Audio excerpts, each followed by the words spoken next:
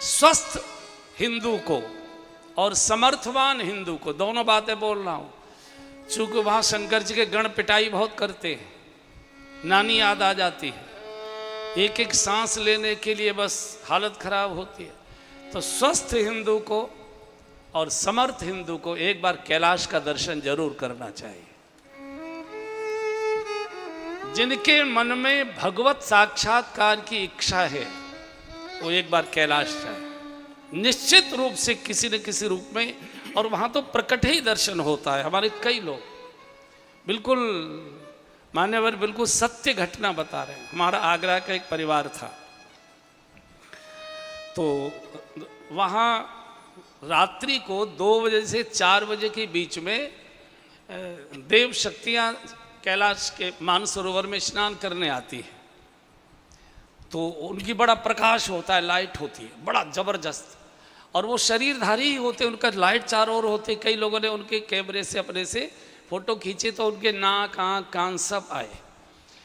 तो वो बहन थी, थोड़ी श्रद्धालु ज़्यादा थी, तो वो और कपड़े भी कम पहने होंगी, वो सरोवर के किनारे बैठ गई। अब जो जानबूझकर दर्शन की इच्छा करेगा उसको शायद नहीं होता होगा, ऐसा मुझे लगता है। और वो रात भर बैठी रही, ठंड में जम गई, चूँकि -14, 15, 16 डिग्री टेम्परेचर होता है। कुल्ला करिए, बर्फ़ बन जाता है पानी धरती पर गिरते गिरते।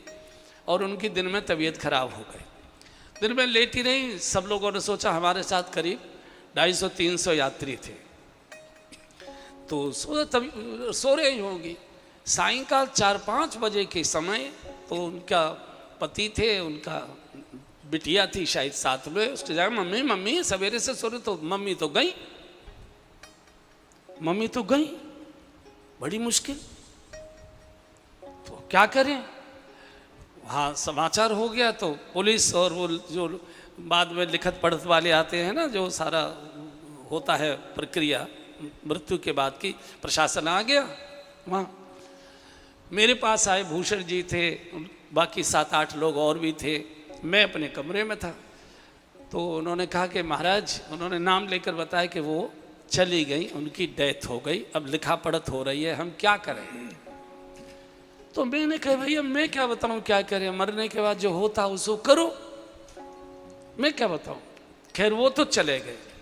मैं जिस कमरे में था उसके जंगले से कैलाश बिल्कुल स्पष्ट दिखाई देते थे, बिल्कुल साफ एकदम। तो मैंने देखकर कहा कि महाराज कोई भूल भाल हो गई होगी, छोटी बिटिया उसके साथ है, जवान महिला है, और कोई भूल हुई हो क्षमा करो। बाबा हो आप, अवढर दानी हो, इतने सरल हो आप, तो क्षमा कर दीजिए। बस इतना कह के मैं चुप बैठ गया। 7-8 मिनट के बाद मैंने देखा 10-12 लोग दौड़े आ रहे हैं, और वहाँ तो कैलाश में तो 2 कदम चलने में नानी याद आती है, और हमारे भूषण जी की तो घुटनों में भी पीड़ा रहती है। वो दौड़े चले आ रहे हैं और उसका नाम लेकर बोले, महाराज जी रेखा जीवित हो गई, रेखा जीवित हो गई। आज भी वो जीवित है, आज भी कथाओं में नृत्य करती है, बड़ी बड़ी आगरा की कथाएं उनके पतिदेव कराते। तो भगवान है कैलाश में, साक्षात दर्शन होता है। ये तो हमारी आंखों की बात है, मुझे भी भरोसा नहीं होता कि वो कैसे जीवित हो गई, और हो गई।